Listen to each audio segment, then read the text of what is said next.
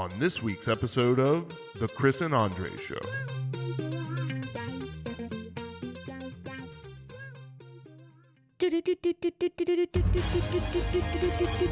It's time for politics. Another thing, so Andre's like, I'm sorry, politics. I want to talk politics. I want to get this thought out of my head because I kind of feel like and it's both parties. And I left a comment about something similar to this today. Look, people aren't stupid. Republicans have a pretty good way of selling people on fear in a way of loss.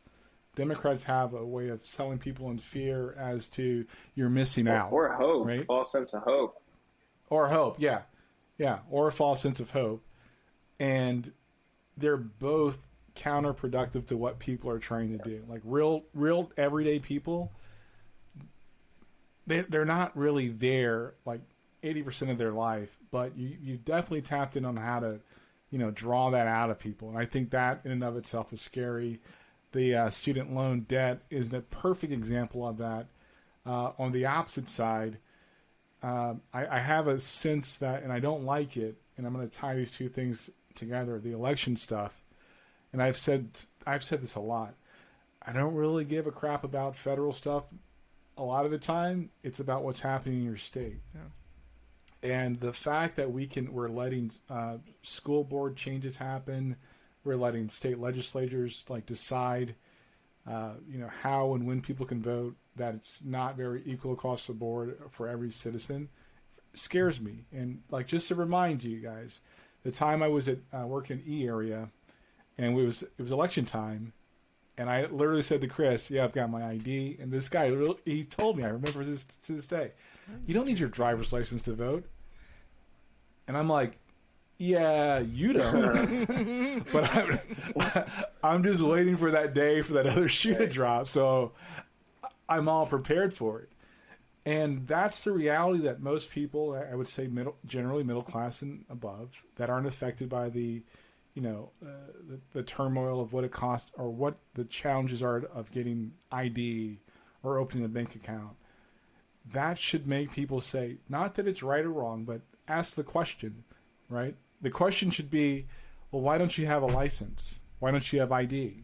I don't know. Let me look at your neighborhood. Why are there no banks in your neighborhood? Why are there only check cashing places? Why is there no DMV? Why is there no DMV? Except, and the bus route only goes that way, one way, and then you have to figure out how to get home. There's a lot of questions where people should be asking. So, how do we make these things easier if we're going to have these laws that it doesn't impact one group over the other? It's okay. So just my thoughts on that. Yeah, I was just thinking about that earlier today, specifically when it comes to public transportation and stuff. This country at some point decided, if you don't drive a car, f*** you. I mean, and big cities like New York are obviously a lot different. But I mean, down here in Wilmington, I'm sitting here looking at man, if I saw some small family, a woman and her two children walking home from Walmart, and they're in the drainage ditch because there's no sidewalk. And I'm like, how hard would it have been to build a freaking sidewalk over there for people? But no, instead, we have people just walking on the side of the road.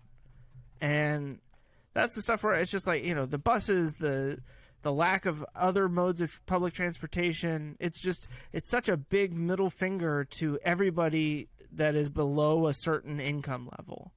And then you look at the skyrocketing price of everything now, I mean, what a brilliant plan, right? Let's concentrate as much wealth in as few hands as possible. And then let's raise the price of everything so that nobody can afford anything. So where would you credit the price increases?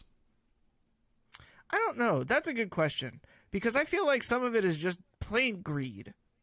That it's people have more money. They're willing to spend more money on this, right? Isn't that essentially what inflation is? People have more so they can spend more? To an extent. To an extent. That's an element of it. I don't know. I mean, it's not it's not Joe Biden's fault. Like, you know, I don't, I'm not like Joe Biden's causing inflation. Like, we all saw this coming for a long time now. You hold interest rates, you know, artificially low. Everybody is getting money in their pockets from the stimuli checks and stuff like that. And it's just, yeah, like this was bound to happen. The question is like, how are we actually going to get through this? Is it going to be super painful, or is it going to be more of like a gradual, like, oh man, this is really starting to suck? I don't know. But like, I mean, gas prices are going down, right? So To hear the rest, tune into this week's episode of The Chris and Andre Show.